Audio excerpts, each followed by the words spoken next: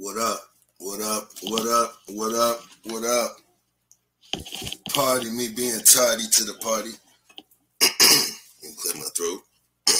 Let me clear my throat. What it do? What's going on, y'all? It's your boy Chef. Damn, I ain't get a second to perfect my sex. Gee wills. Anyway, what's going on with y'all tonight?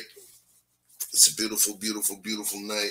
Beautiful topics to talk about with the rest of the garden. I hope everyone's spirit is in a great place. I hope everyone is feeling good today. I want to say my special love to the folks in the garden before I start bringing up my people. And also, let me go and throw this joint link up in here. We have a lot to talk about tonight.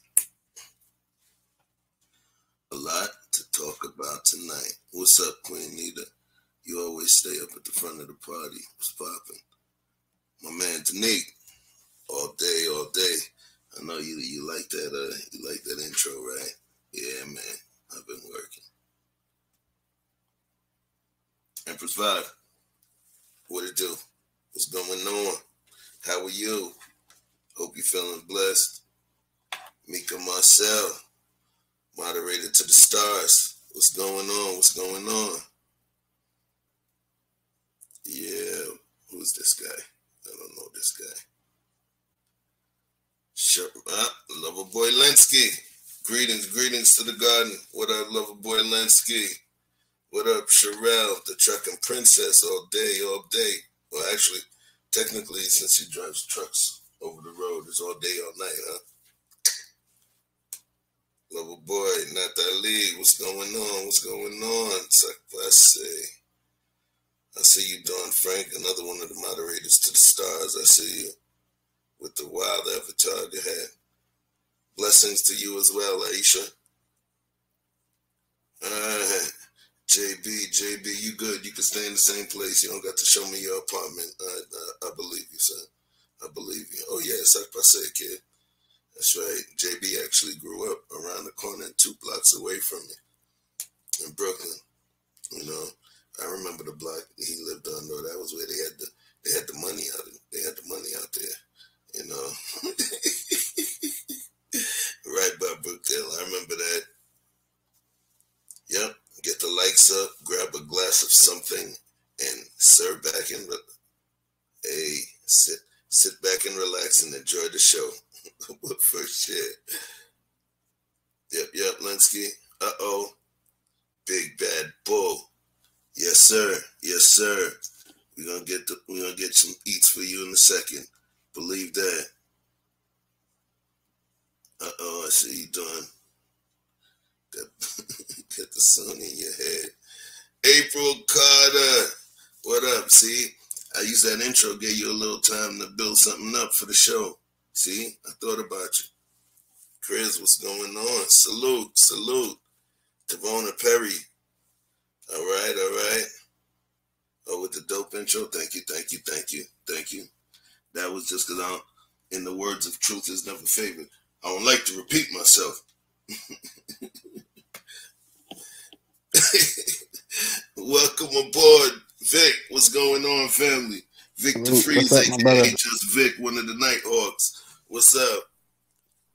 You know, we're just getting it in. Another one. And another one. You know what I mean? That's what I'm saying. Y'all got to share. You know, share with your folks. Share with your friends. You know what I mean? Then your friends could be my friends. Shit, we could do this every weekend. You know what I'm saying? No? Is that all right with you? All right, keep it.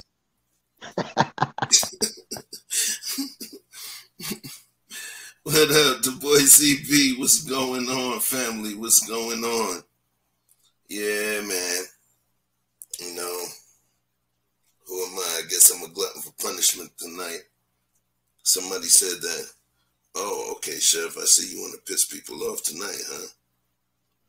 Nah, man. That's not what I want to do. I want us to have a good conversation.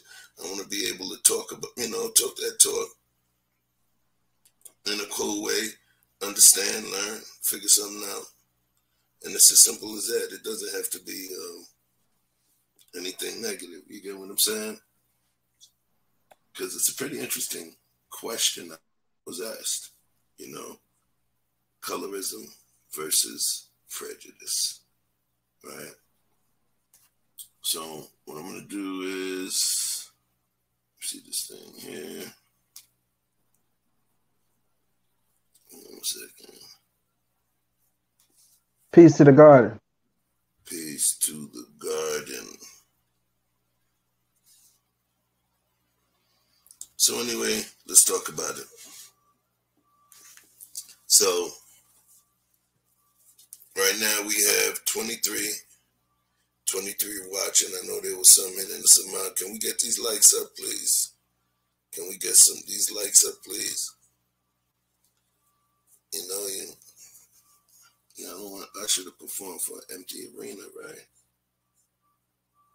You know, we gotta get some likes up because we're about to talk that talk. In the meantime, though, everybody that's in the chat right now, if you prefer a darker skinned person, press 1.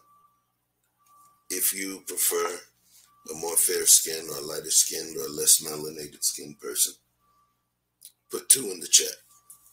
And if it doesn't matter to you, and please be honest, if it really doesn't matter to you, then please place a 3 into the chat. Let's see what kind of movement we get over here. All right, I'm getting some honesty. I like that. I can appreciate honesty.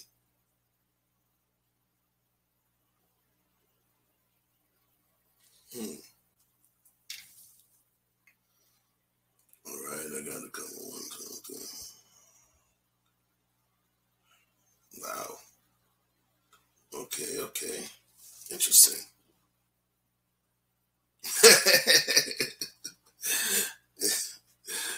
And this is the answer. No, this is the answer. So, I'm going to pull a couple of images up real quick. And we're going to talk about it.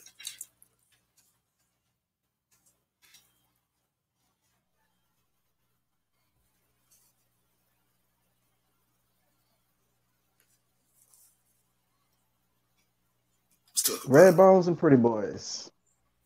Red Bones and Pretty Boys. Let's take a look. Take a look at this was, I'm a little older than y'all, so it's it doesn't go back to Billy D. Williams and nothing like that, but let me show you. Let's take a look.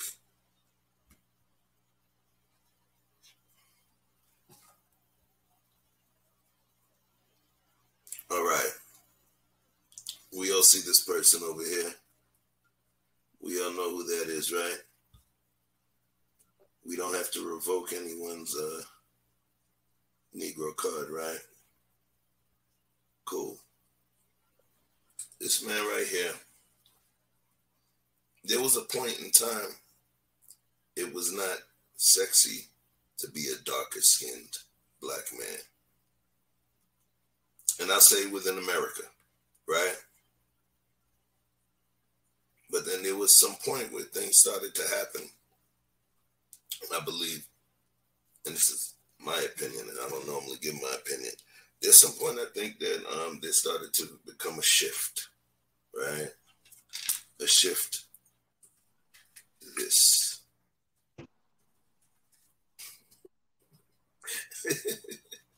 Right? Jamal Moore, look at mother. Jack. Well, you remember that, right? Okay. Right? These guys, and you had the, don't say anything. Rick Fox. Don't say anything. Hold on. Right? Okay. Kenneth. So now, right, let me just stop sharing that for a minute. I got a little contest. $10 Cash App goes to the first person that can tell me what those three men had in common.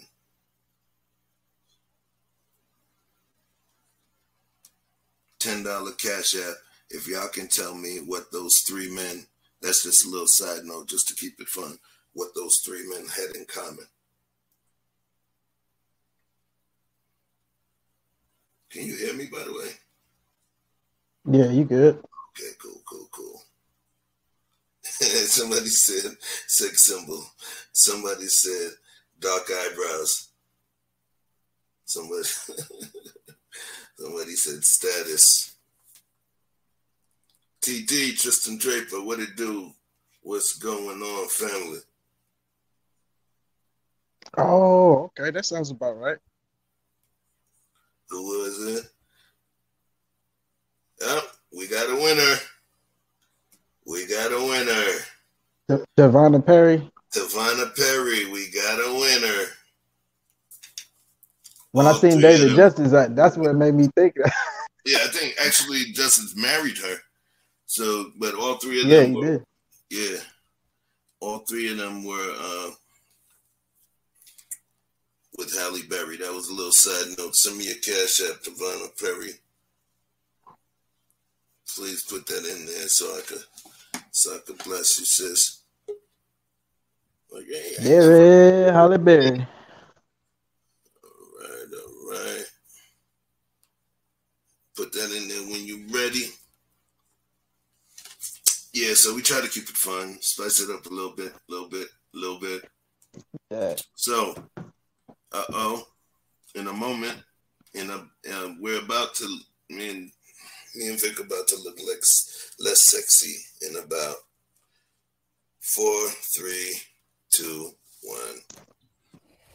This pretty motherfucker, yeah, man. What it? You see what I'm saying? This dude here, man. Oh my gosh, man. Hey man, what up? What it do? What's going on, fam? How are you? We just wrapped over there on Jen's channel, man. Did y'all see the thumbnail? Nah, the thing is, I was running around, man. King popped in before he went to that concert. He over there with Gideon, but he popped in over there. It was about Marilyn Monroe. And it went to a place I didn't even think it was gonna go, which ties into your colorism topic. We said some things about popular culture, and black women heard some things about image, and it went there tonight. So we had a deep conversation over there. So you saying that you had beef in the streets and they came to my crib, so now they didn't spin the block looking for you? No, we ended up. Spin the block looking for you. I gave an outstanding understanding at the end of it, so there's no misunderstanding now. Everybody's good, but there were definitely some sensitive people that we had to like acknowledge that and understand where that was coming from, and then address it. Okay. Yeah, it's no beef. It was all love. It was a good show though. Y'all should check it out if she reposted. Let me get this. What's up, Vic? Get this money movement out of my hand. Go ahead, What's up with it, though? Hey, so after I left, y'all got into it? Who that? I heard you got into it with Jen when I left. Jen got into it with herself. I ain't did none of that.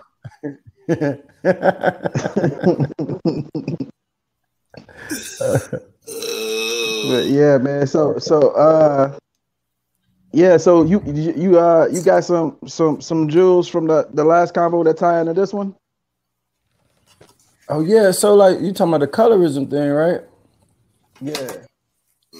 So like our conversation was based on like Marilyn Monroe. Why does she still prevalent in today's time? Like men or people from all races still, Jim would say, worship her. But to me, like I read this bio of what she is, and basis of it all is that she's just emblematic in popular culture across the board from what she did with her beauty. And so when we look to the standard of like how a woman should carry herself with femininity and be drawn and all that, and we also look to her as image in this Western society, this European culture that we live in. It's not ours. So in totality, she's more pop meaning popular, which we don't control the vote of that. She represents emblematic image of what the standard of beauty and femininity should be. And this is why people, to us, why she's on my wall is for those reasons. Because I can appreciate what she means to pop culture the same way I can Kobe Bryant, Michael Jackson, Jesus.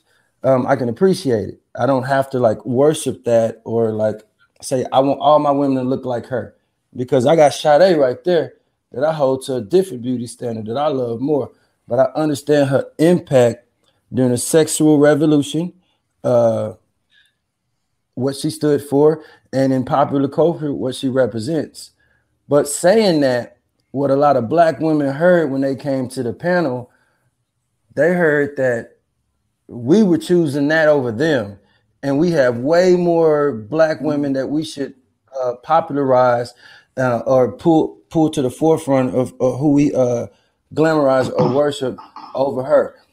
And that's not what we were saying. And I said, should we make a top 10? I don't think that. I think we should just appreciate that for what that is, and but not say that like that's what the standard of beauty should be. And what they're hearing is that we're glorifying or worshiping a European image, and I'm not. I'm just appreciating what she did in her reign. It was powerful. I mean, she had two powerful men that ran the world fighting over her. And no different, she had mob bosses and her impact in Hollywood and how much she made $200 million. Her films grossed $200 million. People came to come see Marilyn Monroe. That was powerful. The term blonde bombshell, that's powerful. She did that. I'm not saying I want that for all my women, but I can appreciate her impact.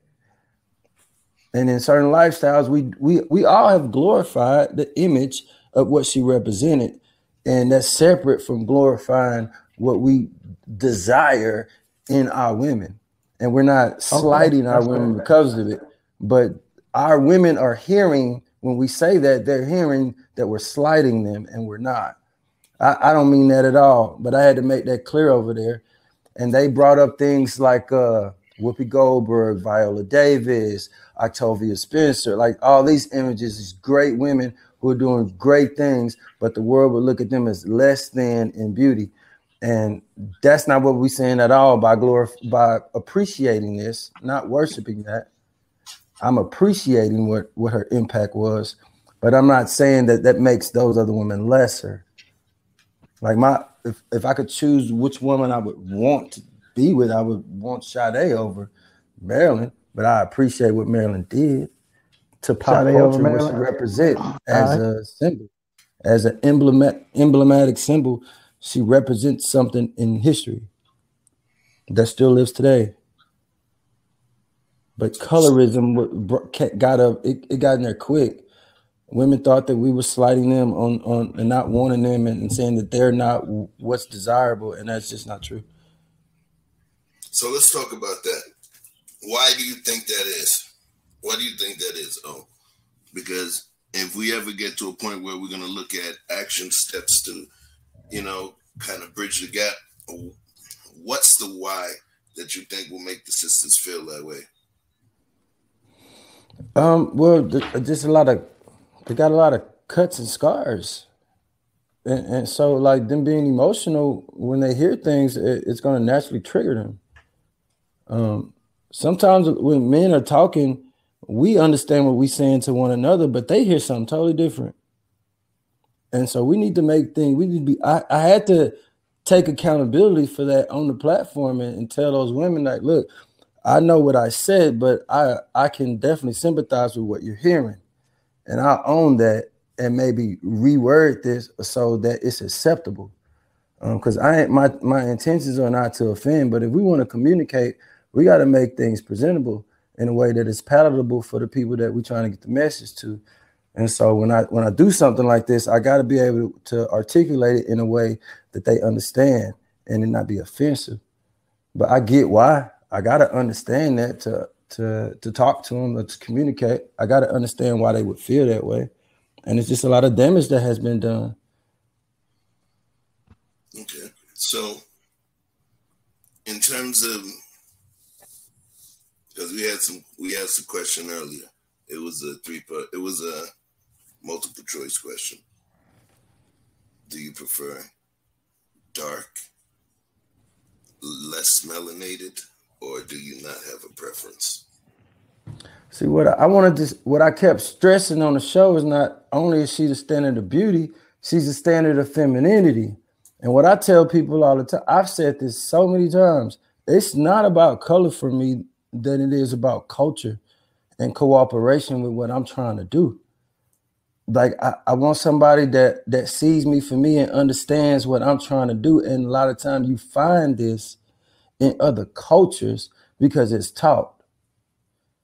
And so I tend to go with other races of women because of their culture and how they see me and receive me and how they compliment with what I'm trying to do. It have nothing to do with color for me.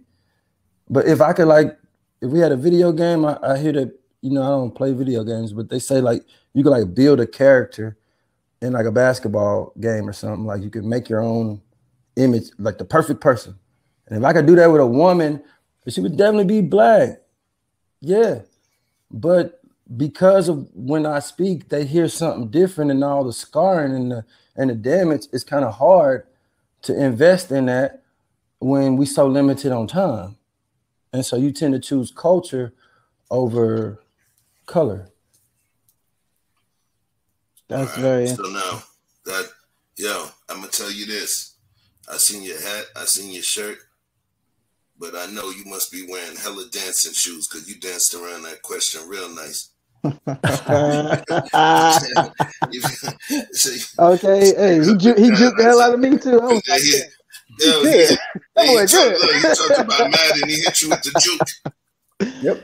Nice one. So once again, for sure, I'm not gonna go so light because I know how people gonna perceive things. Like I definitely don't want to offend nobody, man.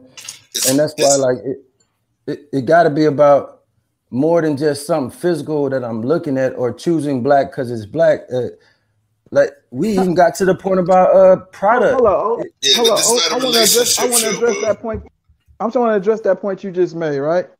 How can somebody, you say you don't want to offend nobody, but why should anybody be offended by your personal preference? I think you're not speaking for what all black men should do. You're talking about what you right. Like. And so their offense comes from their, I guess, unwillingness. You remember there was three. Remember there was three. There was dark, light, and three was no preference. Yeah, but I think the offense just comes from the unwillingness to compete. They don't want to compete, and it's just a lot of pressure. But at the end of the day, we're gonna have what we want. I think black. It can't just be black. It got to be excellent. The product got to be excellent. The woman got to be excellent. And if I'm getting preferential treatment and a certain standard of culture from other women who were just taught that, then I got a job to do. I don't have a lot of time to undo a lot of psychological things, the cuts and scars. I can sympathize with it, but if it's impenetrable that will prohibit me from moving forward in what I'm trying to do with my life, then I can't choose it.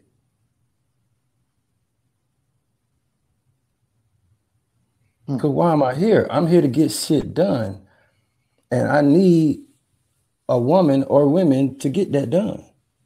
So have you found it hard that these women that you say amongst black women who are less scarred and more cultured in the way that you see, you know, whether that's traditional or modern, Are you finding those women hard to find in Black culture?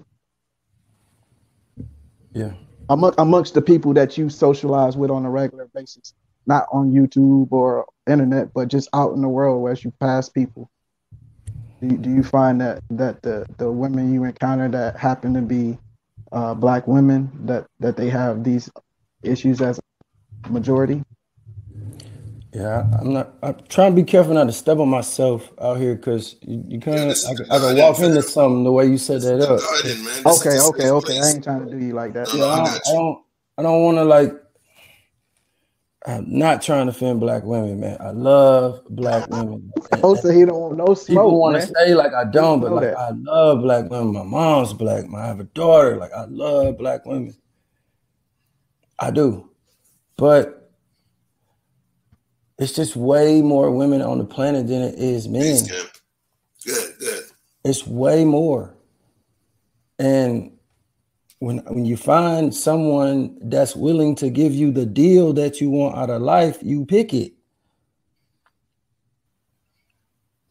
I'm not going out here saying I'm excluding this. I don't like that. I'm just looking for the good deal that I want. Like, when I wake up in the morning, I need 90 minutes to myself, and the person that's around me need to know that. If you want me to be my best self, there's no outgoing nothing in my mornings. Like, how I structure my beginning of my day matters. I need people that compliment how I move. I need people to understand, like, or see life the same way that I do. There's a lot of resentment that exists in today's modern time. I don't want to put color on it. Let's just do modern days women. And that exists in like all different colors. And it's a lot of damage there. It's a lot of undoing that had to be done. And if you don't have this traditional sense in yourself as a woman, like, a man that's having his way is not going to choose that. So, all right, let me do this. You get what I'm saying? I want to preface what I'm saying by telling you, bro, this is get the lights up. Yeah, get them lights up. This is the garden. It's a safe place. And I understand, though, you're not wanting to venture there, right?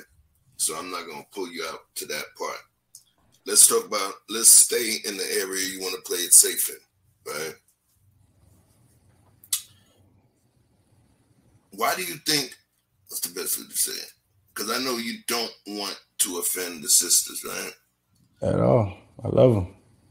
So let's stay in that area. What do you think causes that level of offense within them when it comes to that topic? What do you think are the reasons? Do you think it's us? Do you think it's us or something that we're doing, something society's doing? Or do you believe that it's just something, a natural hypersensitivity to, the issue of men being with women of different shades on the spectrum? I think it's safe words too. I think there's a lot of reasons, though. It ain't one thing.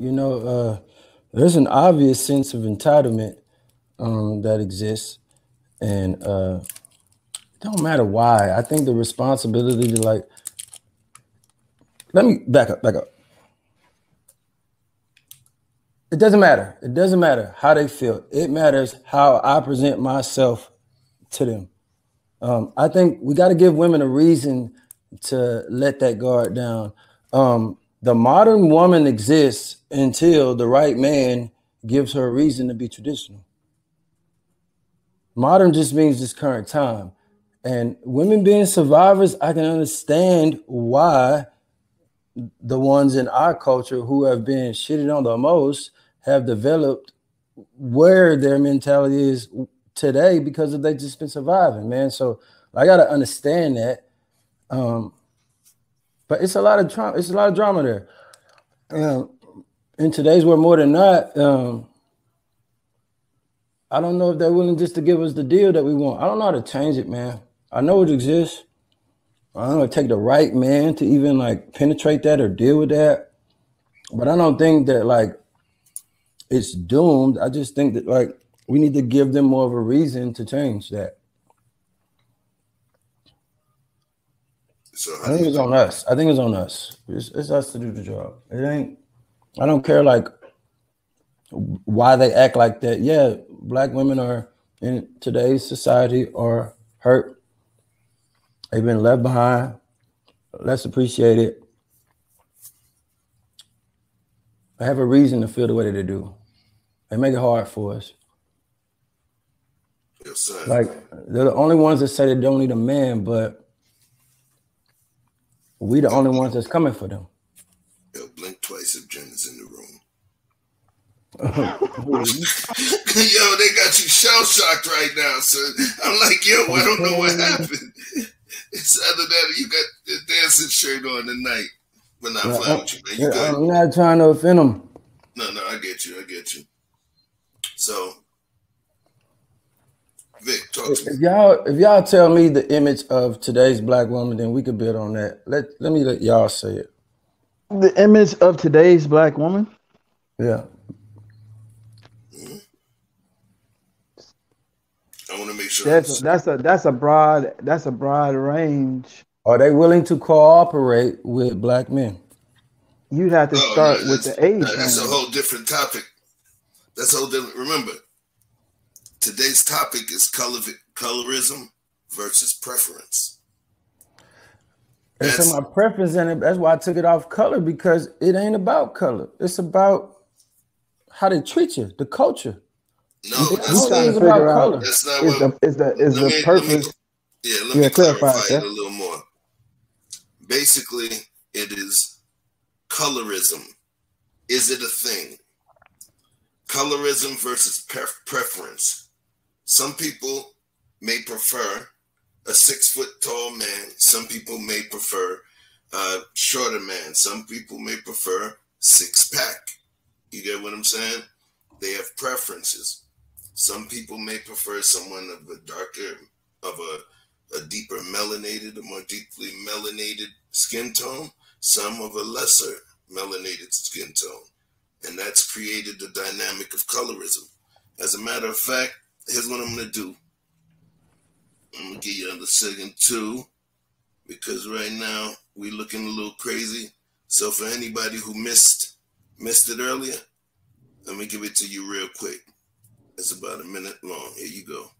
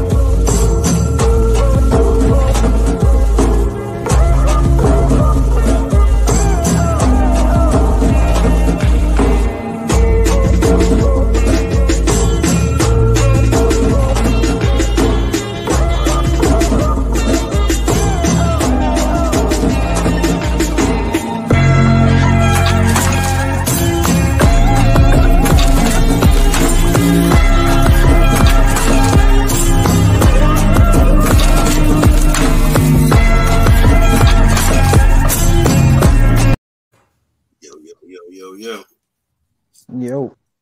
That was just for any of the folks that may have missed it earlier. Yeah, playing earlier. Does color play into like how you choose a woman? Do y'all choose by color? I personally, just to state my position, I'm an artist.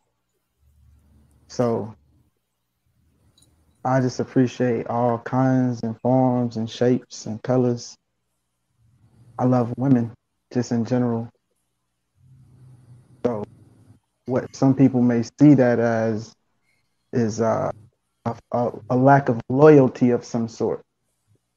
And I think what happens is when you feel like somebody's being disloyal, then you're first emotion is generally going to be either anger or hurt. And both of them express themselves in very similar ways. So the language you're getting back from a lot of these young ladies is like, you left us, abandonment. You understand? We was supposed to be sticking to this unwritten code. You understand? And a lot of people who feel a certain way about the Black community in particular, I can only speak to what I know. They feel like the best way to further a cause is to build the Black family. And it's impossible, literally impossible to do from outside the community. So that is like an automatic strike to some.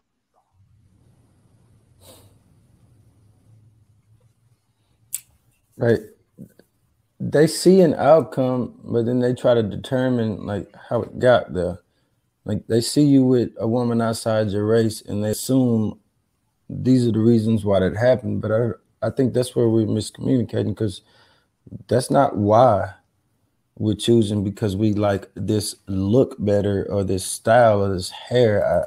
I think we just experience in life and we're looking for something in return in the person that we're connecting with, and we accept it from who give it to us. So remember, just to make sure you understand, there is a safe zone for you in this, right? And when I say that, remember I said there was 3, which is I don't prefer. Is one was darker, one was lighter, and others I don't have a preference. And then the other part was, colorism versus preference. And then I said colorism, is it a thing? So do you believe it's a thing? At least do you think it exists?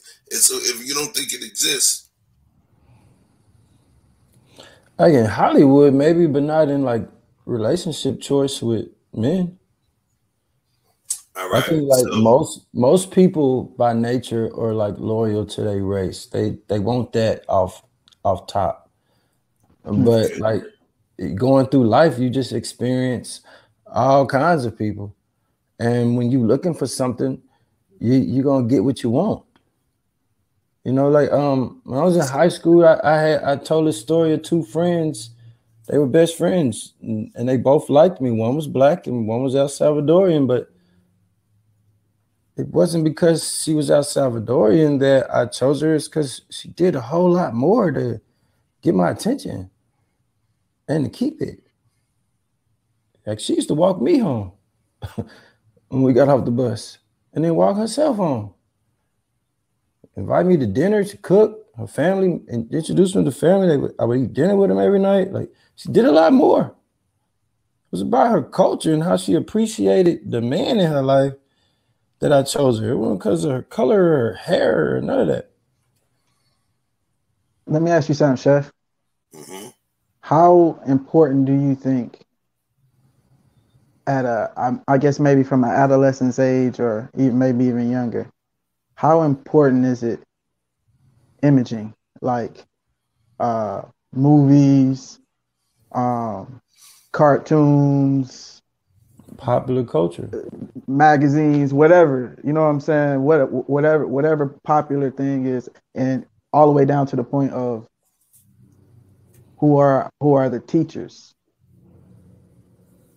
Because my teachers always played a big role on me. And I remember accidentally calling my teacher mommy. You know what I'm saying? And you know what I mean? It's just that a part of that build that you would have for your mother with the women that are generally teaching our children as well. So I don't know. I saw that connection, but I want to hear your thoughts. Let's say that.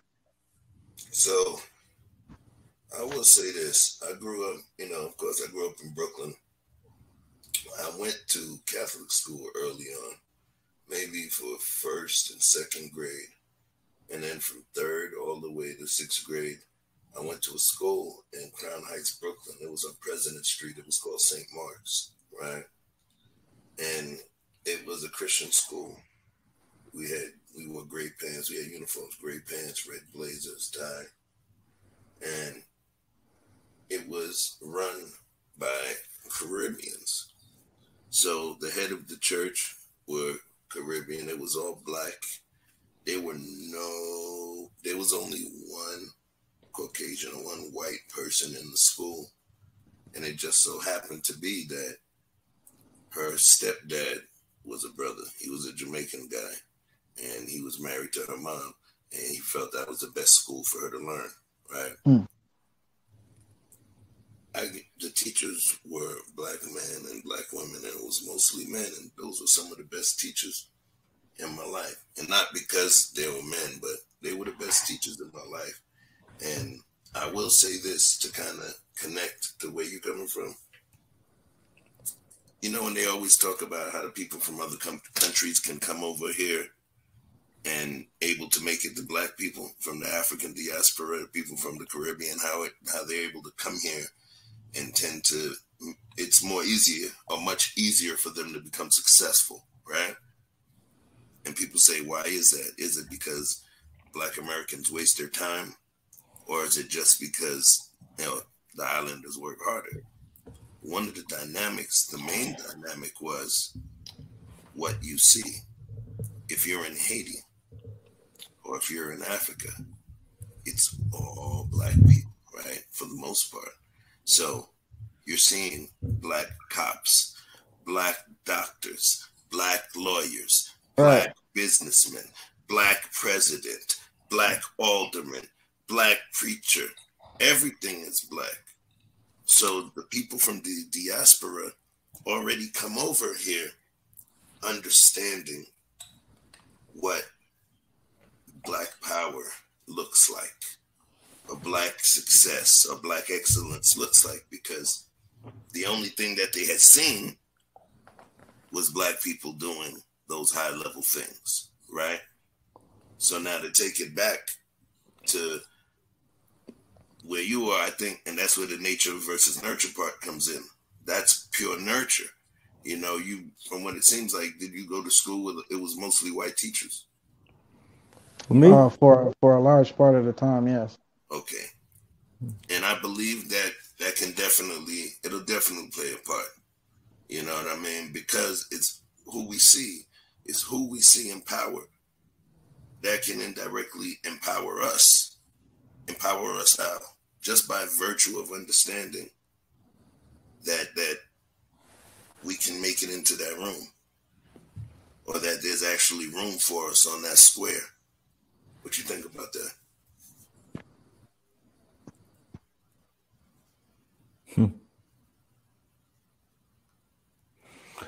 You asking me? I'm asking either one of you. Restate your question. Oh, damn, that was a long one. I know. Trying to figure out which part to answer, yeah. So the question was, given what we understand about seeing, where I gave you the example, this is actually for Vic. So now that you said, you gave me your example, and I went to school primarily with people of color, with teachers that were of color for the most part, you know, through my formative years. Do you believe that would have made a difference on me, like the kids that stayed in that school as opposed to the kids in your school? Do you think that dynamic of seeing more black people within a particular position will make you feel like you can do it more than if you don't? Back then, probably, but like we got the internet now, so it's different. So what you mean? I mean, kids can get examples online. They online all day. We can see what black people were doing now. Back then, when we couldn't see, it was more influential. But now, I don't think it had the same.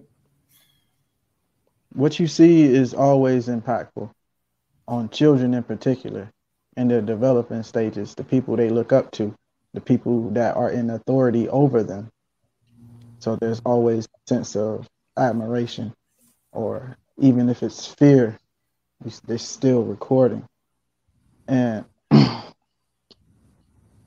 whether it's the female teacher that's over you or the male gym teacher that's over, you know what I'm saying? It's always gonna be a mental association. So I think that affects in your adult years how you respond to those people, what you're attracted to, the people you care to be around, the environments you're comfortable in. You know what I mean? Some people come from households where there's no yelling.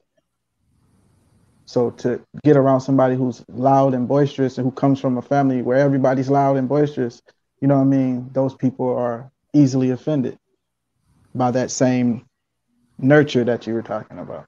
So I think it ties in every aspect. So like if we're around other races of authority, you think they were more we would be more innately wired to choose outside of our race because we can appreciate these other races because they hold positions of authority throughout our life? No, I'm not talking about, I wasn't saying about choosing.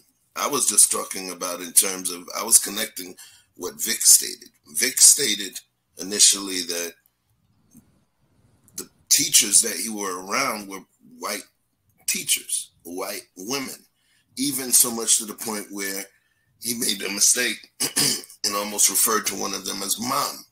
Right. Right. And he stated that it was just something naturally that he saw, almost as, I guess, white women holding a certain level of power to a certain degree. And so I broke down the fact that I went to a Black Caribbean elementary school where it was all Black people.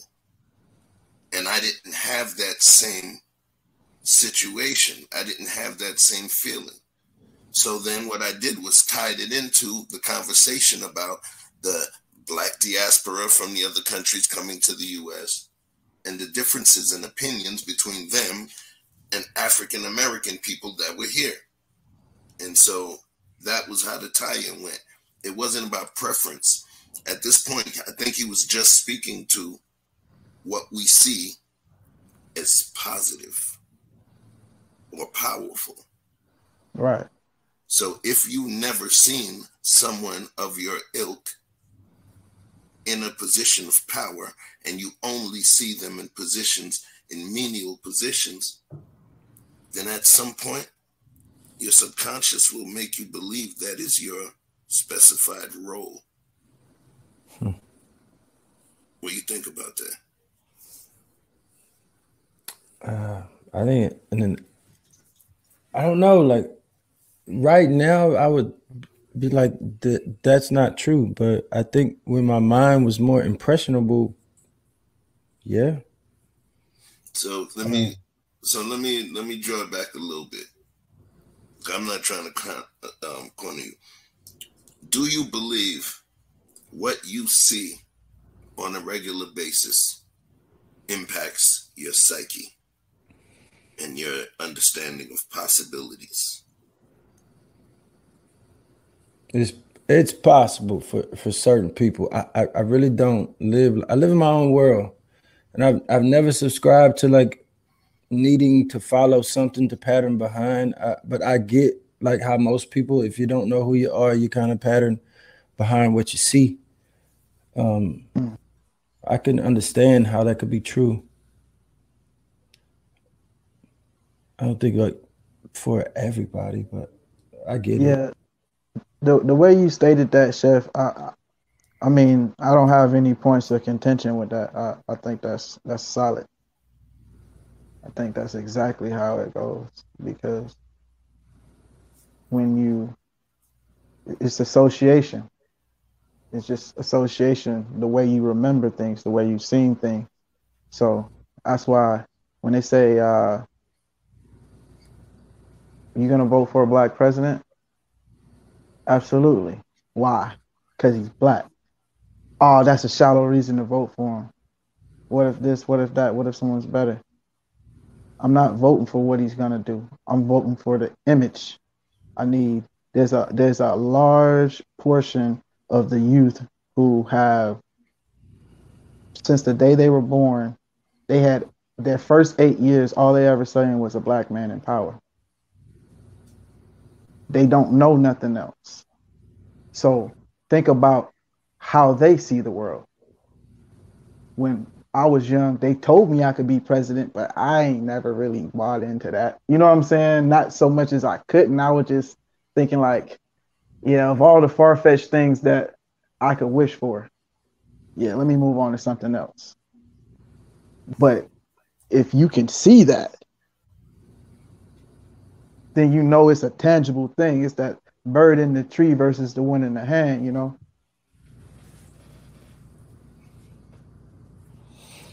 So, here's what I want to do. I'm still waiting for this thing to load here because it's really, really entertaining. There's going to be a video that I show that I want us to discuss. As a matter of fact, yeah, I'm going to wait till it uploads because I'm not trying to get them to hit me with the strike. Kevin Samuels and them trying to hit me with a strike. They try to hit me with the strike, son. For real? Yeah, I mean, it wasn't a strike. It was just a basic claim. It was a basic claim.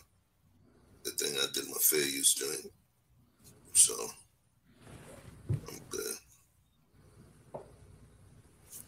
Because my job is to educate and entertain. Now, just letting you know now. Oh, trigger alert on this one here. Trigger alert. I don't know. You may want to drop off the camera for this one, fam.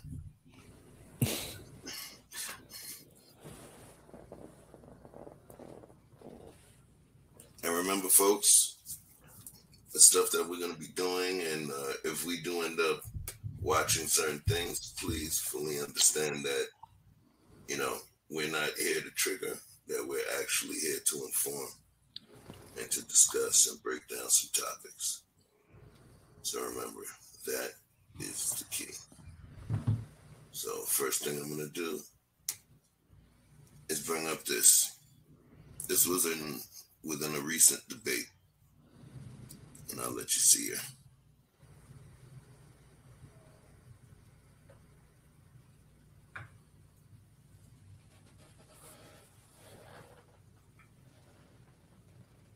Her name is Zazie Beetz. All right. Anybody see that movie, The Harder They Fall? Nah, I can't say I have. So the movie The Harder They Fall, please put a 1. Please put a 1 in the chat.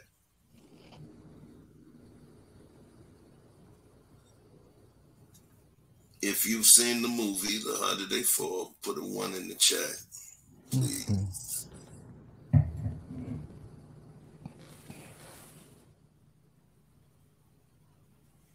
I have not. Let me see how we go. Oh yeah, we gotta get these likes up too. Come on now. That's all. If you haven't seen it, put a 2 in the chat now. Make it easier. I got giving away another $10 here. I haven't seen it. All right. Let me get Denique's message off the screen. I see a lot of 1s. Green Vegan, what up?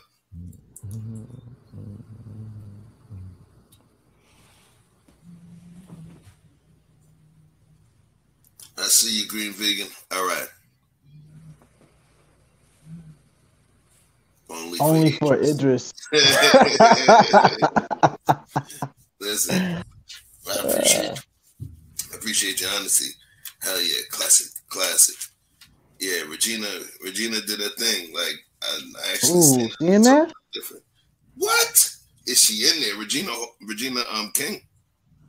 I mean Regina King. Oh, Regina King. Yo, she was from 227. Definitely went hard. Well, she made me see her in a different way. Right. What is she in the 50s now? He said for 227. Yeah, man. She moved over to the knee alone category, bro. Yeah. You know what category that is. Yeah. So I want to get y'all boys in no trouble. Come on, man. Bro, you don't know. Oh, you don't know. All right. I'm gonna leave it alone. So anyway, let's talk about it. Quick little history, quick little thing right now. Does anyone know the name of her character in the movie? And not for anybody on the panel. And I'll send you the first person that tells me the name of her character in the movie will get a $10 cash app. But to get the money, you got to get your mama, granny, and everybody from the Fifth Street Baptist Church to like and subscribe. Terms and conditions. Say it again? Right. Terms and conditions. The fine print. Oh, this is a recent movie. Yes. I need to get my Netflix up.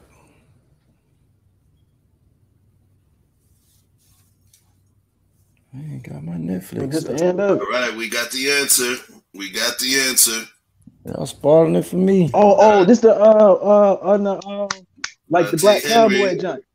Mm-hmm. Yes. I didn't know what the name of it was. I was looking for it.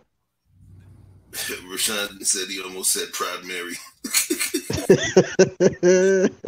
Stagecoach Mary. Yeah. Stagecoach Mary. Yeah, don't ruin this. So these characters, the characters in the movie, for the record, they were actually the characters in the movie were actually based on real life characters, in the Black Wild West. And so there was some concern over her being cast in that particular role because Stagecoach Mary was actually a real person, Stagecoach. Her name was Stagecoach Mary Fields, right? And I'm gonna do my Atlanta slang and let you see. I'm finna show you the real one.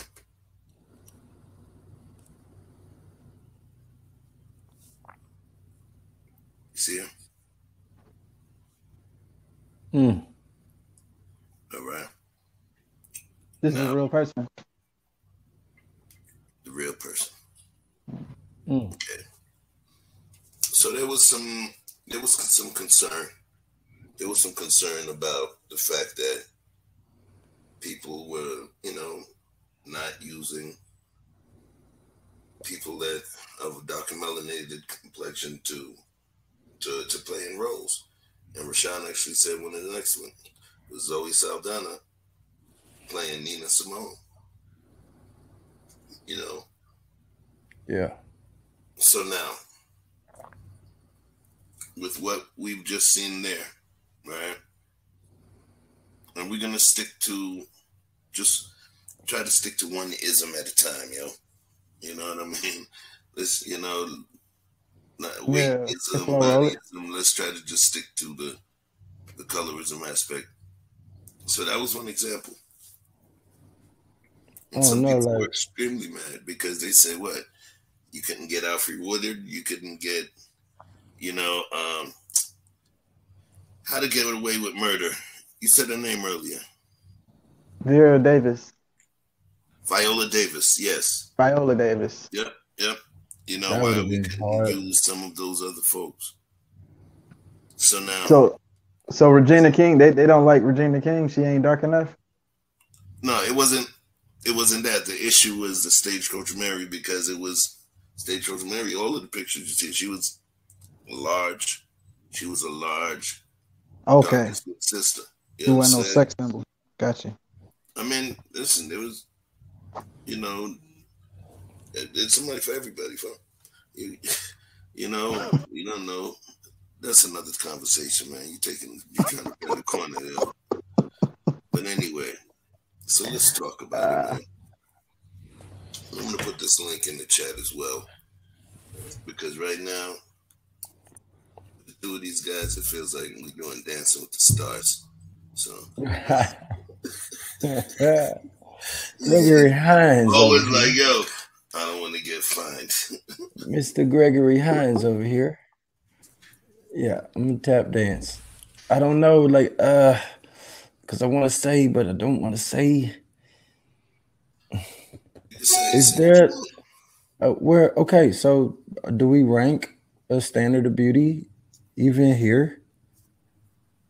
And two, is Hollywood is run by the Jews, so it's they shit. They gonna put out what they want as the image.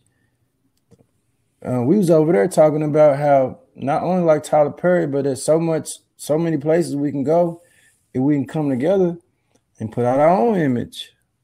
But we're not doing it. So if we're gonna go into their world, then we're gonna play by their rules. And they rules got ranking systems on beauty. And beauty sells. So now, go ahead. Yeah, they have an invisible number on all of those girls' heads that come in for the job for a role, and we want a certain number of beauty to sell tickets, and we'll get out the message with that.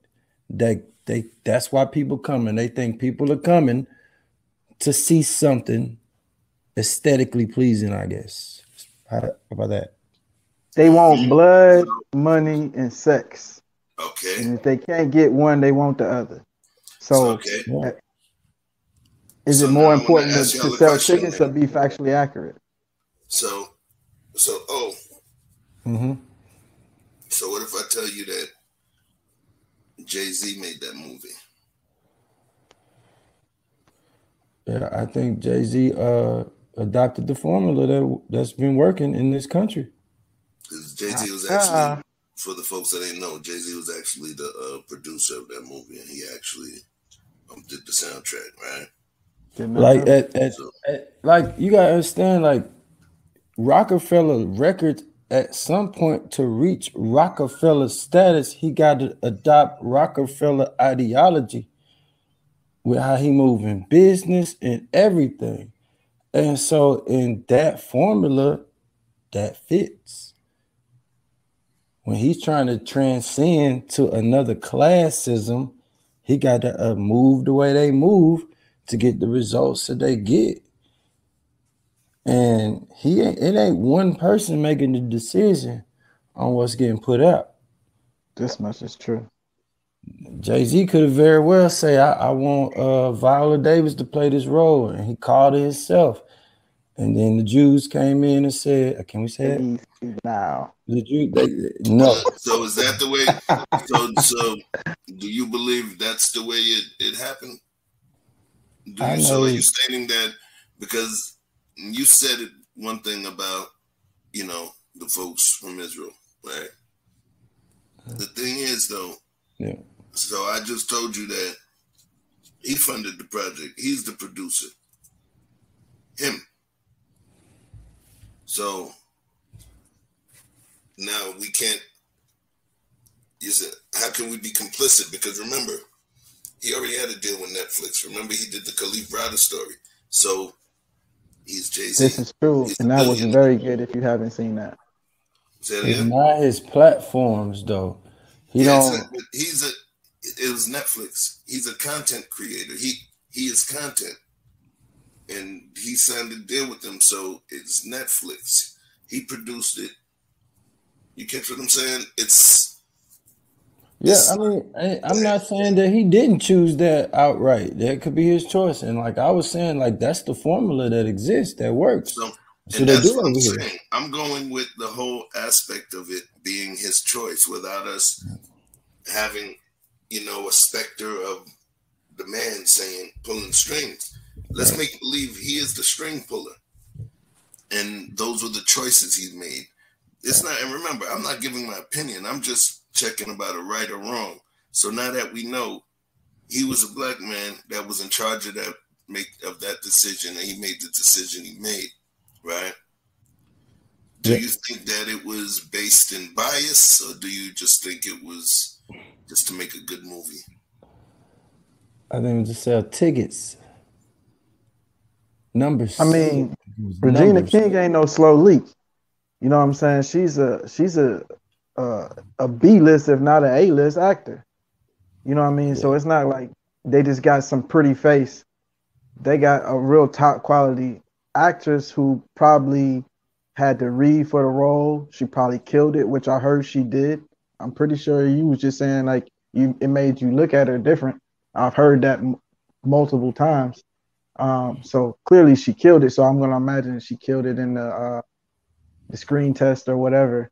So with that, you know what I mean? Even if there was somebody who looked more the part, she probably read their ass up under the table. So it could be as simple as that. You just get pushed back because the image is not in the likeness of the original person. And this was what they may say an opportunity for someone who is of a lesser beauty standard to have an opportunity. Get Denzel to play me when I die, okay? Skip the rest. Okay, I don't I don't need no ugly dude to play me to keep it real. Let's do this. We're gonna move on. We're gonna move on to another one real quick. Yeah.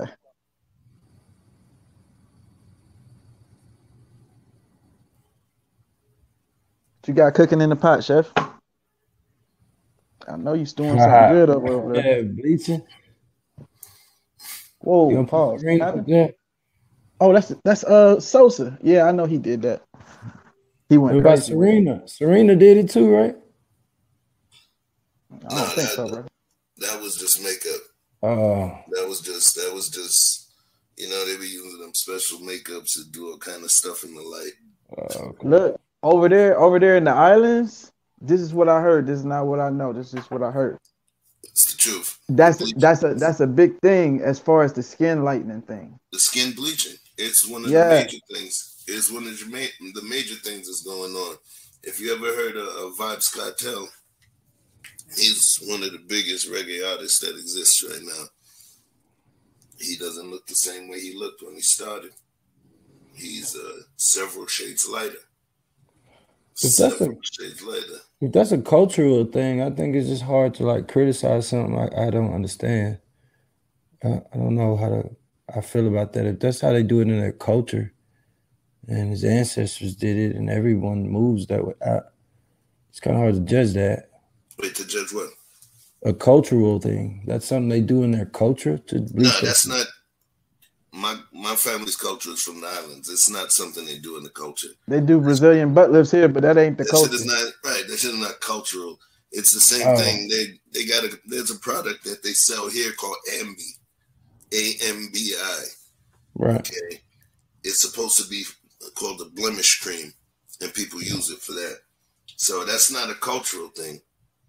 What it is, what's funny is, earlier on when I was showing pictures of Wesley Snipes and Shamar Moore and David Justice, right? What's funny is there's been cycles. You ever hear that joke when they say, "Uh-oh, light-skinned dudes are back in again"? You know, and they be like, "Uh-oh, dark-skinned dudes, we back in style again. Light-skinned dudes, y'all ain't never coming back, again." Yo. Say it again. I said, y'all ain't never coming back, yo. We ain't never getting it back. Yo, I thought we had a chance for a minute with Drake. With Childish Gambino, but then we started dancing in them tight pants, and then we lost it. But anyway, you know, when we talk about it, man, come on. When I say come on, the same thing happens when we talk about the era right now, just the era right now, or the era of the last couple of years. You have white women, Latina women, black women, and it's almost like with the way they do the makeup, the eyebrows, the lashes, the breasts, the asses, it's almost like they all starting to look like some sort of Kardashian clone. Yeah, hybrid. Like it's almost the archetype. Like, boom, okay, it's right there. This is what I gotta look. And I just gotta try and fit. You know when you're trying to crop a picture and you're trying to fit the little square onto the picture just to get it where you want. Yeah. It's almost as though that's what's happening. I wonder why they don't consider, do men like it or not? Do they think that we like that, or are they really doing it for themselves? Do they think that we like that, or do we tend to validate that behavior? We got to give the two sides of the coin. I think men accept it because they want to sleep with it, but I don't think men invest their life with something that ain't theirs. I think that, like, I want to say, I think, like, what I've noticed. This thing, there's a special creature. I don't know if you've seen them on National Geographic, right? And there's been like a whole big thing about this particular creature, mystical creature. It's called IG model. Okay. Dudes blow the bank on them, fam. Yeah. They blow the bank on them. Yeah. Millions of followers.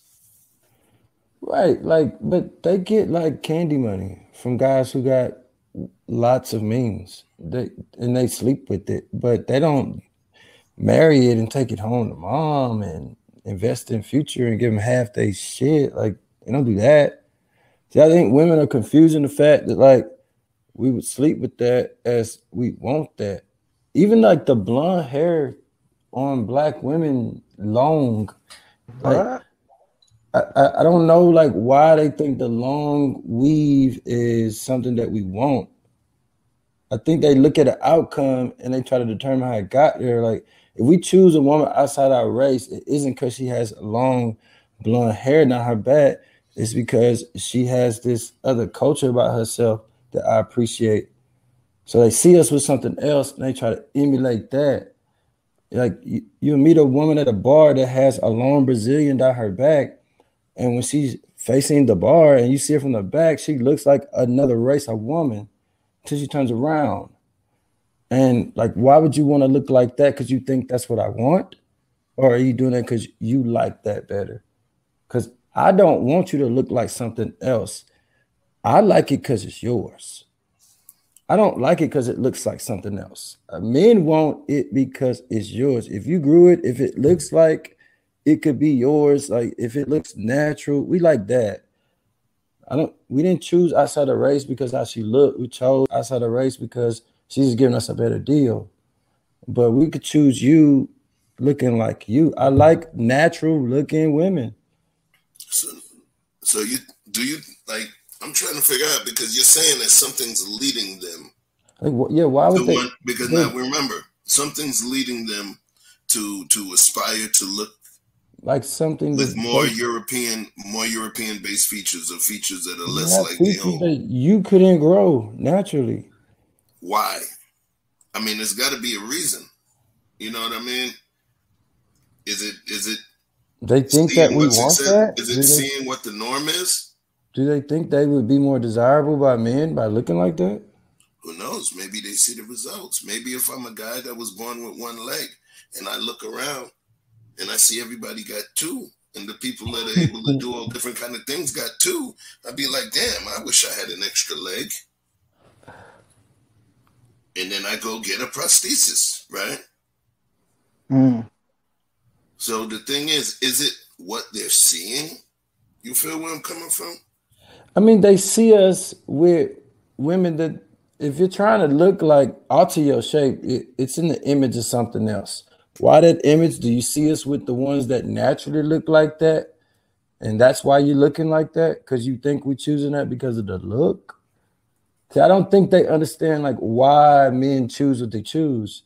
Then they're trying to attract men, and they think we like this, but we only like that temporary look for a temporary time. Boom. All right. I think it may have started there. It may have originated there, but I don't think women today are walking around consciously trying to be anyone else in particular. I think what they are is communal. So in general, they're going to follow the trend of the people that they respect or that they admire, that they think are beautiful within their circles. But it starts young. it starts at home from their mamas and their aunties, and then when they go to school to their friends, their group of friends, and the women that they think are getting and attracting the guys. I think those adolescent teenage years is where women develop that high school time, when women develop what they think their image will be. And once they kind of figure out where they sit in the pecking order amongst the women that they're around, then they say, okay, is this as high as I can go? Or can I go higher by adding these things that these other women have? More so than it's trying to be like another particular culture. They want the result like Stan, I guess. Let's talk about this. You see, remember that one from yesterday? Oh, role model. Yeah. A role model is the person whose behavior, example, or success is or can be emulated by others, especially by younger people. So now, it doesn't mean that that person is a good person, great person. It just means that that's someone that folks may want to emulate based on a certain level of success, right? So now that girl that went out and got the red weave, Brazilian down to her back, where did she see it? Maybe she's seen it somewhere. There's something that's out there that's making someone feel that this is the thing that I'm going to, what did you say, Vic? Aspire to, right? So now, there's brothers out there that's giving them the play. That's the piece that I'm trying to get at. There's some fellas out there that's actually giving the play. They getting double tapped in real life. You know what I'm saying? And it's not like, oh well, because she wear weave, then she not gonna get no play because I like them all natural. Crazy. Dudes ain't really worried about that, which is why I'd be like, yo, save your money. Take some of that money and put it in your real hair. And I think once they kind of get in that cycle of wearing fake nails, fake hair, fake this, it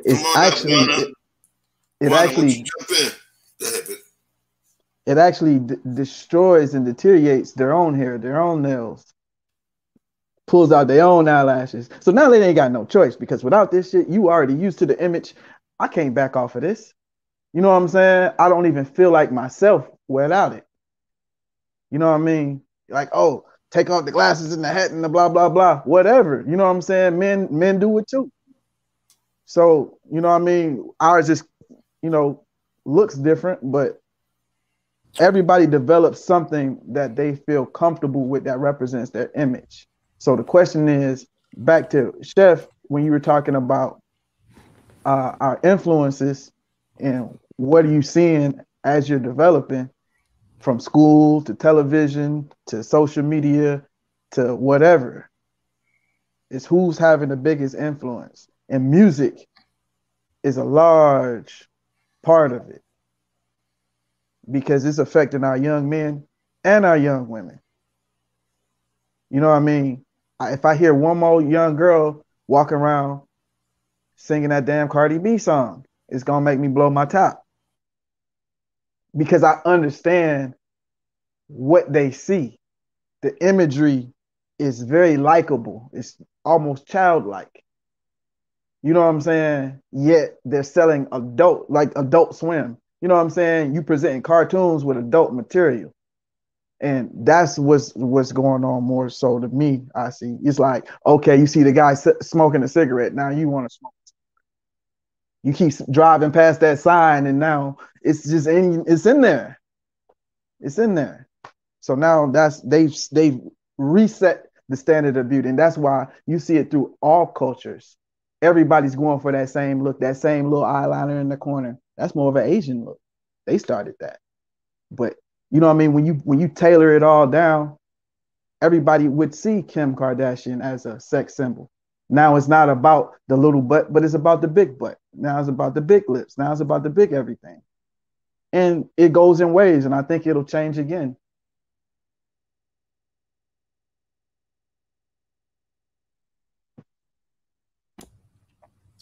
You on mute, Chef?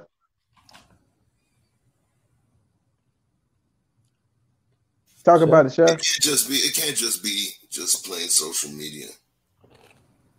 it can't just be social media. I believe that there's a success. I believe that there's a success that women will see, and then that success, you know, the cow's gonna want to go where the grass is. They're gonna want to graze where the grass is, plain and simple. And they see there's a certain level of success, and they believe that's what's hot. How do they believe it's hot? Because another woman says so. No, because they see women successful, living that life, exhibiting that kind of beauty, you know. So that's one thing. Hold on, Chef. My gracious, beautiful sister Hanifa says that Asians did not start the eyeliner that would go outside the eyes to the side. Said that was started by the Egyptians. I stand corrected. Mm-hmm. I hope that you were more accurate with your information. Yeah, Cleopatra, bro. You forgot about her. I forgot. Yeah. The Asians did start the weave, though. Not really. Right? Not really. I've seen documentaries, and they call them like protective hairstyles. You know what I'm saying? But what they would do is they would like make these wigs to go on top of their own hair. But it's like these African tribes, and they would do all kinds of different things with their hair to protect their hair. But their hair was long as hell up under it, but they would put these wigs on as like coverings to protect their hair. And I was like, okay, but that shit old. They still doing it. I know the Koreans first started selling hair. I really thought that was true. So we're gonna move to a different side. Right? Yeah.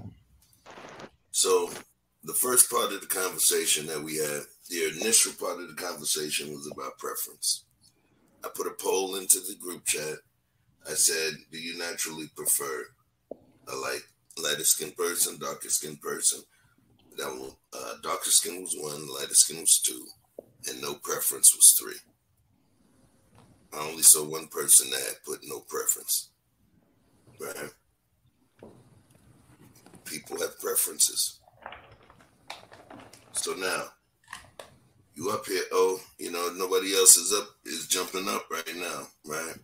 So, I need you to answer, why do you think, because I know you didn't want to speak to a preference. You said you wanted a good woman, right?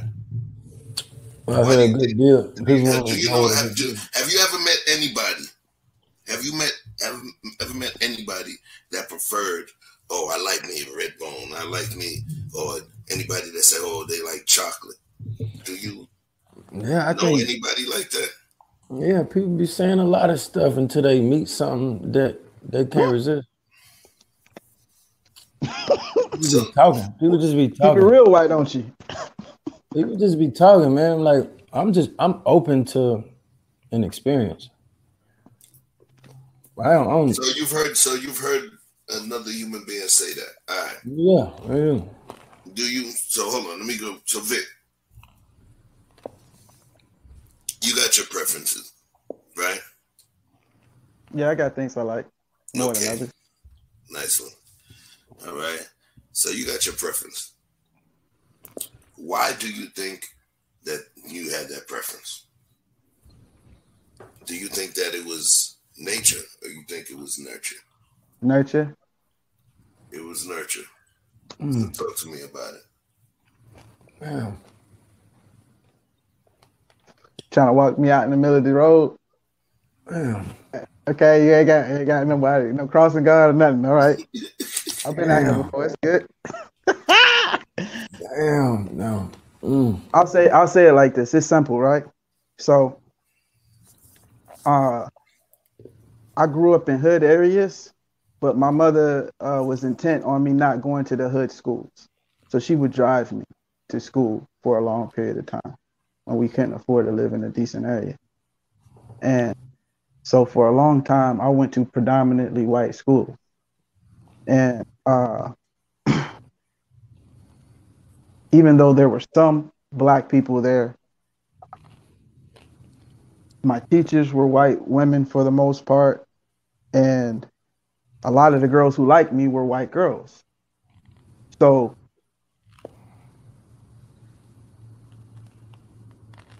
when I would go back around my family, like, you know, to my hometown or wherever, and I was around like just a bunch of black people and other black girls, I was still attracted to black women. It didn't like push me off of my attraction for them any less. I just always loved beautiful women, and just like O was referring to, is like certain, me personally, I'm an energy person. So I like certain energy that people give off. You know what I mean? A good vibe or whatever. And you can feel that radiating off of anybody. You know what I'm saying? No matter what hue they come in. And you know, I feel like when I got older, when I got to high school, I was around a lot more Hispanic people and different situations, and I got into a lot of situations where I was around a lot more Latin people, and I found Latin women like, oh, it's like the best of both worlds. You know what I'm saying? I'll say that. I don't care how y'all feel about it. Yeah, I like it. But I like a lot of things. I like a lot of things, you know what I'm saying? But the whole thing is that as I begin to experience more and move around more and have these periods of more so curiosity, I would call it curiosity, to see, it's like the forbidden fruit theory, you know what I mean? You want what you can't have or what you've always been told not to. You know, the whole, if she can't use my comb, don't bring her home. You know what I'm saying? So I mean, we can act like we don't hear these things, but these things exist. A lot of people have heard that before. But then you have an opportunity or a situation where it's like, oh, okay, and now, like, okay, now I get to see unbridled. Then people follow that curiosity. And maybe they find what they're looking for.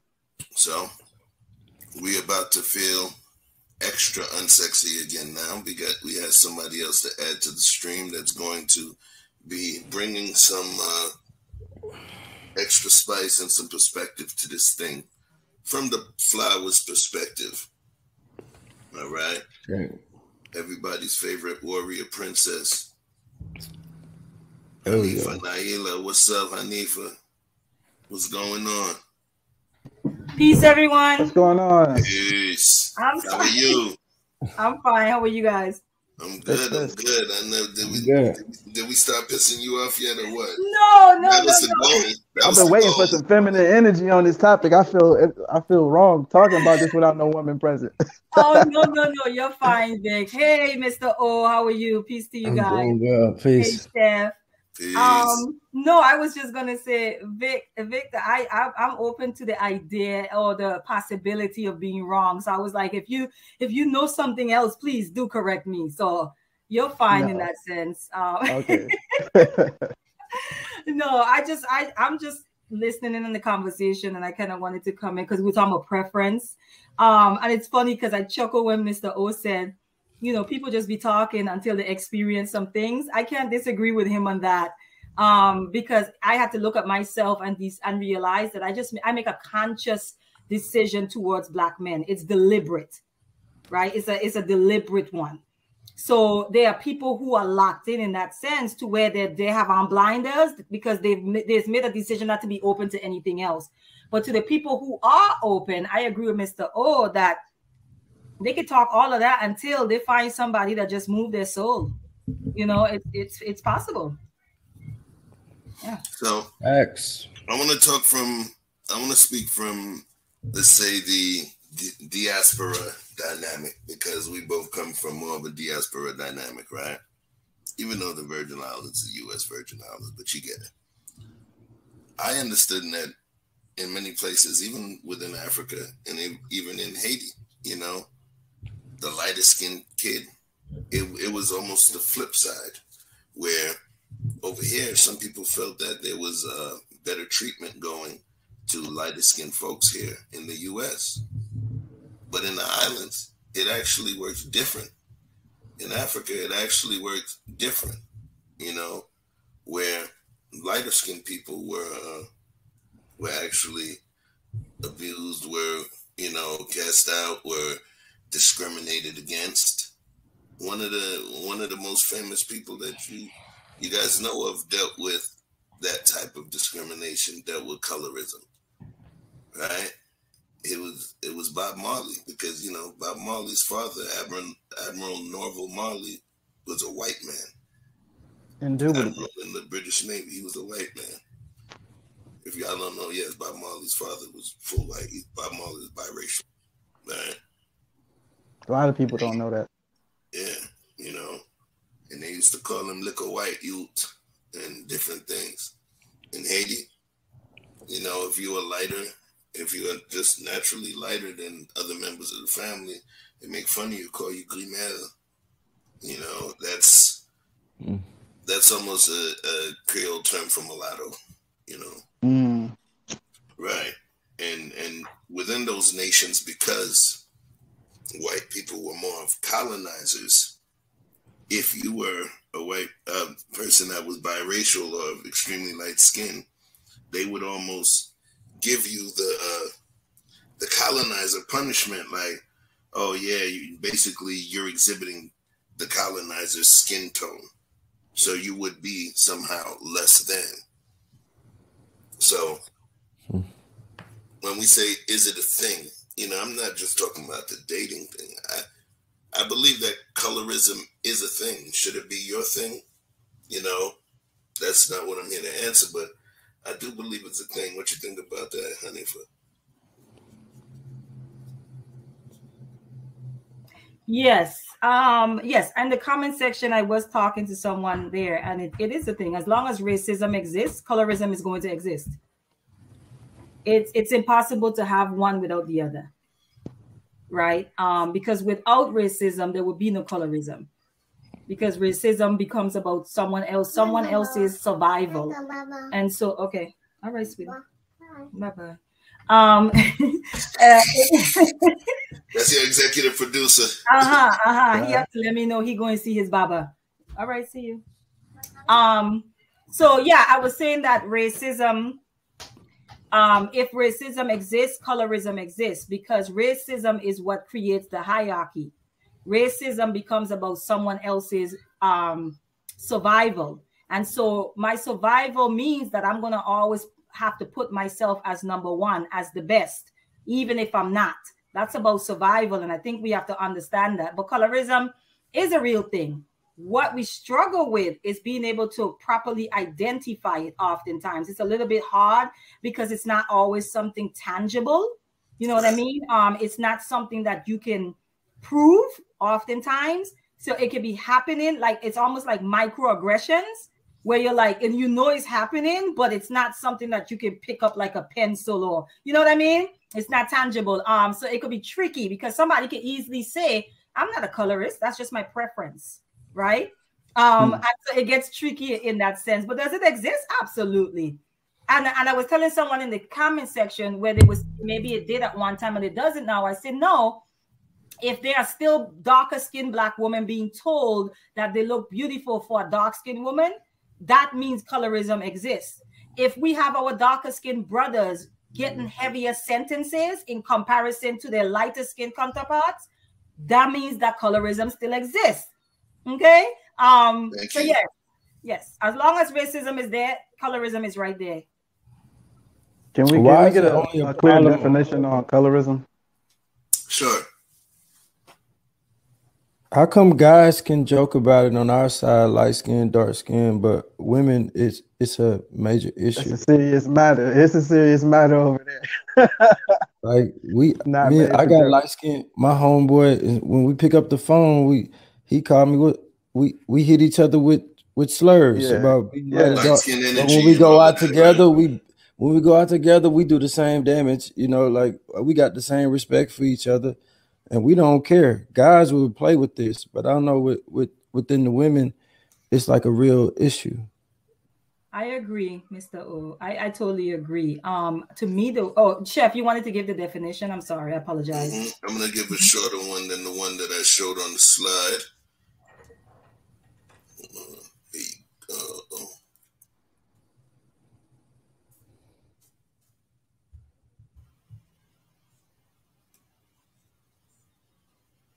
Definition of colorism: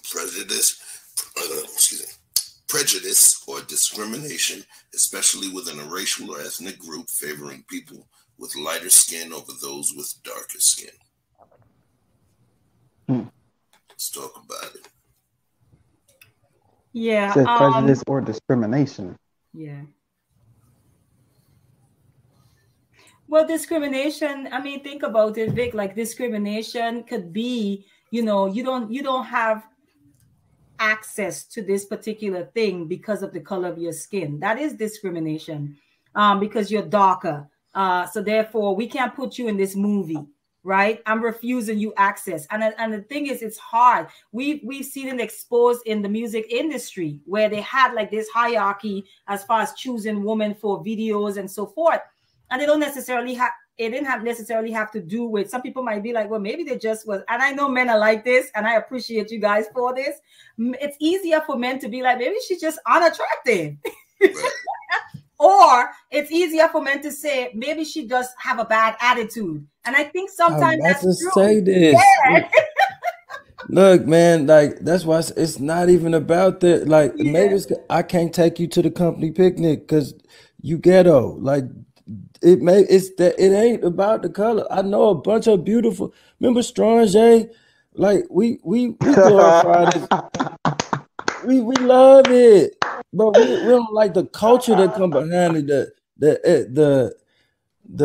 I guess where they come from. I guess I'm trying to pick a better word for hood, but I can't find one right now. But that's what I mean. Like it's more about the culture they come from and how they carry themselves. Environment. I don't think it got nothing to do with like dark or light. Like, and somebody asked like what I meant by the deal. It's just a short way of saying like I want something out of the woman that I'm sharing my life with. I want her to have certain things that are automatic that I don't gotta teach. Like that's the deal that I want. And in return for that, she getting something that she want out of me. Protection, resources, network of shit, like things. This is the deal I'm talking about. I'm just making short of it. But it's more about being what I need on a daily basis than it is about color to me. I get you. Here's the thing, though. I just want to say something real quick. I get you, bro. The thing is, this particular conversation, okay, you don't exist on that line. I get it. There's a lot of these things I don't exist on the line. I'm just what we doing though. We talking about it. You feel what I'm saying? So you think guys are choosing? You think guys are choosing women based on colorism, or women are like being held back because of? I'm not thinking anything. I'm asking about colorism and is it a thing? And the colorism versus preference. Okay. Now you just came from a conversation where I think that stuff came up. So I know you heard a lot, you've seen a lot, right? So all I'm saying is that the conversation exists.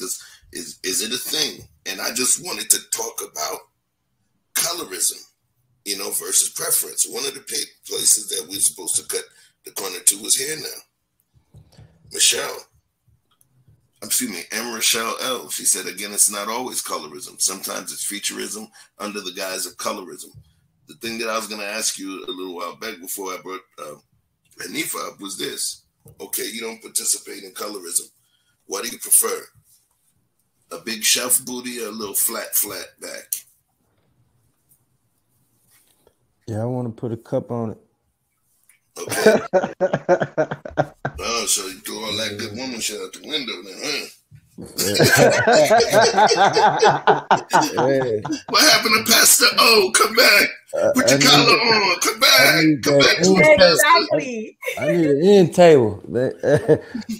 For sure. Wait, Mr. O, I have a question. Mr. O, I think when people talk about that it is colorism, I think what comes to my mind is that I read somewhere, I was reading about like the mind and how the mind works, and someone said in his book, he said, we don't see with our eyes, we see with our minds, right? And I really had to sit with that for a while to understand what was being said. And I think I agree.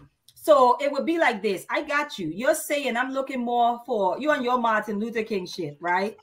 You know, the content of their character. You know what I'm saying? That's what you want. But I'm saying to you that when people talk about colorism, they're saying this. When you enter into a room and there's a diverse amount of women, okay? And someone says, pick one. You don't have the time to get to know their personalities. And colorism means that you are picking based on what you think the person is going to be like, based on what they look like. So there's this idea of, you know, like some people say, and I'm just using this as an example, the white man ice is colder. Okay, if you ever heard that terminology. Okay, so, so what is? I can't hear you, Chef. Vic, that was where I got that thing from when I was like, yo, this ice is too damn cold. The water's too wet. The towel's too dry. There's black people, man, yo, they rude. Yeah, I don't like this ice here. It tastes different. The water, we do that to ourselves. Yeah. So what all I was saying, and I'm gonna stop right here, is just like what people are saying is that you may not ever get to that point to where you're getting to know the person for who they are and what they can offer you. So what we're saying is what happens is people categorize people based on what they look like. And one of the factors that is considered is the color of their skin, because there is a hierarchy in this society of what color represents. Usually darker skin is at the bottom. So when you enter a space, before you get to know any of those women, there's something that's driving your preference, which is because outside of character, there's something else that's driving that. And like you say, it could be, if I can't put a cup on your booty, then, like she said, right, and that could be what you grew up around. That's the way she said booty. Say it again. No, I am not saying it again. Man, we should have recorded that. Do you understand what I'm saying, Mr. O? Yeah, like so like lighter skinned people tend to have better attitudes, and then darker people are like, we should like be more intimidated by them. Some people find them more threatening. Yeah, some people do. Yeah, even law enforcement. Yes. Yeah, like it work on me. Like when I get in the elevator in the white area, if I got a hood on, I need to start talking and say hello to everybody before they think that I'm up to something. Like I get that my darker skin. Yeah, I understand that from that point. It seems like it makes sense in society more than it does in how we choose relationships, though. Look, more like a social thing. Look, in a relationship sense, I see lighter skinned people going for darker skinned people, and darker skinned people going for lighter skinned people. And I think it ties into what Chef was saying about how in the islands, sometimes based on the area of the culture, it's the opposite. And I think we have that same dynamic no matter where we are. Like you want your mirror, your yin and your yang. And I see that almost like the opposites attract. I see that a lot. A lot of darker people, they don't want to be with another dark person. They would prefer to be with a lighter person. So whether it's something internal or whatever. That's true, Chef.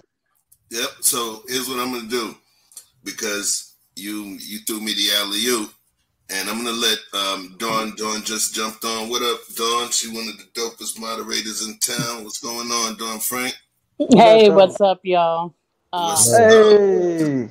So I wanted to say first, hello to everyone on the panel, Mr. O, the flyest guy on YouTube right now. I appreciate that. Vic, the sweetest guy on YouTube. Chef, my good friend, beautiful Queen Hanifa. So I wanted to say hi to all of you guys first. And, I want to say that this topic is very interesting. I'm a Caucasian, as most of y'all know, Caucasian sensation. But I think that I do. These conversations sometimes are kind of hard. It's funny because as a white woman, if you date a black or even a Latino man, sometimes you get labeled as well as a certain kind of a person, if that makes sense. For me, I would say that I have no preference. Like if somebody asked me, it's not that I would exclude anybody, white, Asian, but I will say I do go a lot by vibe. And for me, I usually do vibe better with black or Latino, even as far as friendship and just people in general. It's just, I don't know if it's because of, like right now I live very near to Atlanta, so maybe it's exposure to more black people, but even, when I lived in Florida and, different places, I'm from New York originally.